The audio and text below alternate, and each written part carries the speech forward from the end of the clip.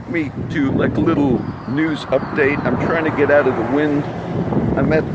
I just saw a lot of my friends, but let me do one comment.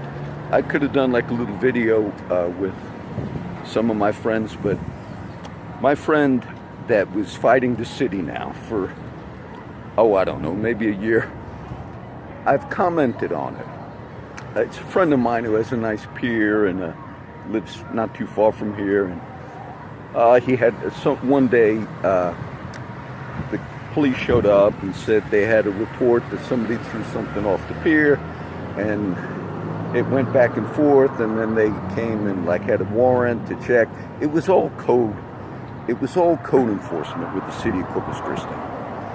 So over the months I've been talking about it, and then he showed me all the, he was getting subpoenas, had to go to court. They actually accidentally sent him 2 subpoenas. He's been going back and forth, challenging it. He asked for discovery. He himself was going to fight the case. And he's fairly smart. And I read all the stuff over the months. And I want to tell you, the city, yesterday, he went to the municipal court, and as soon as he walked in, before they even had the chance to go into the jury or any of that, they said, "Oh, it's dismissed." I would assume the city of Corpus Christi probably wasted, I'm glad he won, but I would assume it was around $50,000 that the city just blew in this sense. Went back and forth, had on-duty cops having to go serve the warrants, do the inspect the residents back and forth. He tried to contact the main person that's in charge of the code enforcement a couple of times. The guy that came out, they would never answer the phone. Then he went to the Ethel Everly Senior Center trying to get contact with them. They had so many days that he had to respond. They wouldn't contact him. Now, I would simply say that whole process and the expense it costs, not only for my friend, because he did all that on his own. I read all of his stuff, all of the subpoenaed the chief and all, because he's his neighbor, and then they did not give him the evidence. He said, "I want you to send me pictures of the things." That went back and forth for maybe 8 months or so. I'm glad he won, but I also want you to see that that was a tremendous amount of money that the city just wasted in pursuing that and not really following up. What they do on those types of cases is they just hope that the resident says, "Okay, I'll do what you ask. I'll tear down whatever, I'll pay a fine." And sometimes they have said that to him in the past, "Oh, just pay a fine," and he wouldn't even pay the fines. Now, my friend, I'm glad, he challenged it. He asked for discovery. He had to do all of that. And I seen him the other day. I saw him just now, actually, and he said, all this hassle, John. He got videos of other properties that have the same type of pier that he has, and says those are all legal.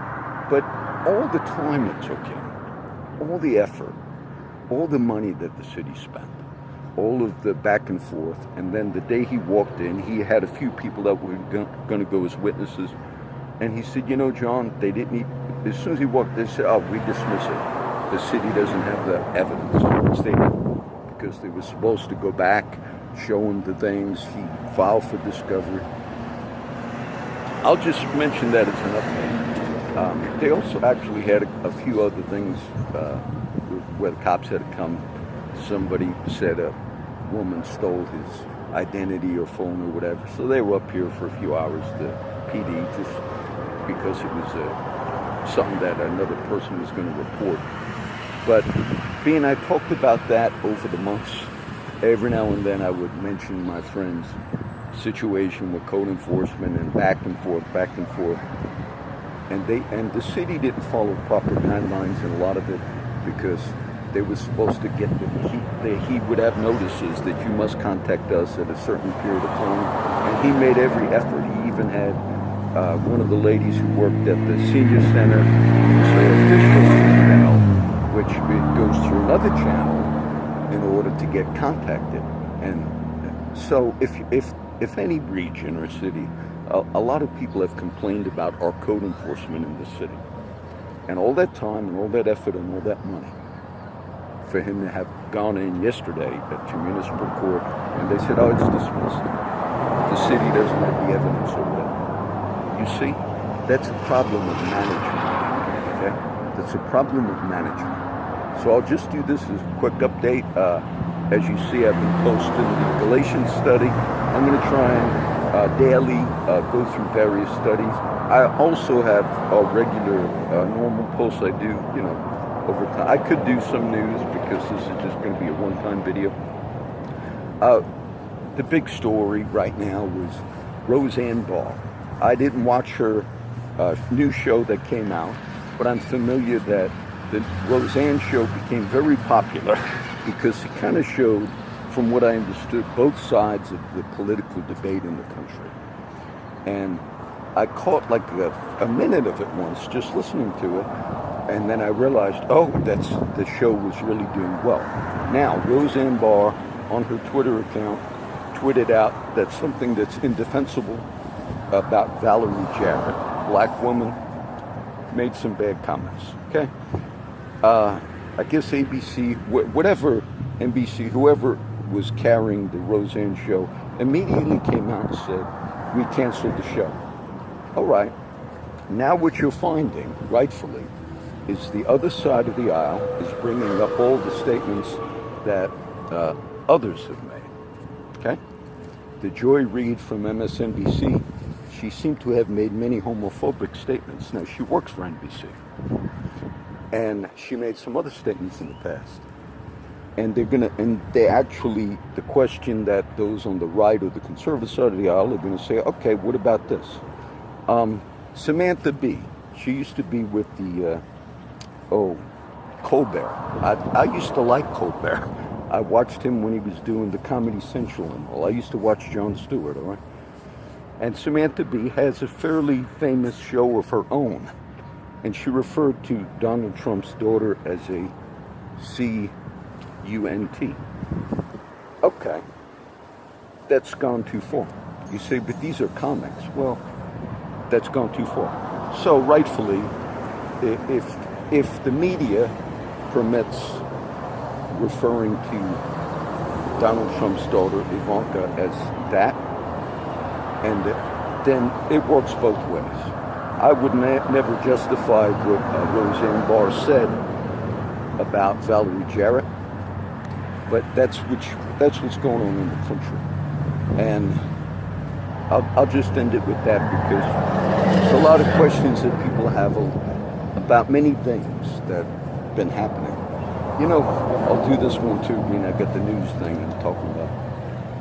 A while back I said, I posted things, some of them were from liberal news sites like Truth Dig. And I said, we have to be careful in the media that we do not fall for false evidence that Russia did something and then we act upon it. Whether it was the thing in Syria and the Russians had denied and Assad denied that they used chemical weapons, and some, even Roger Waters from Pink Floyd, he said that was a setup. He works with the situations in the world.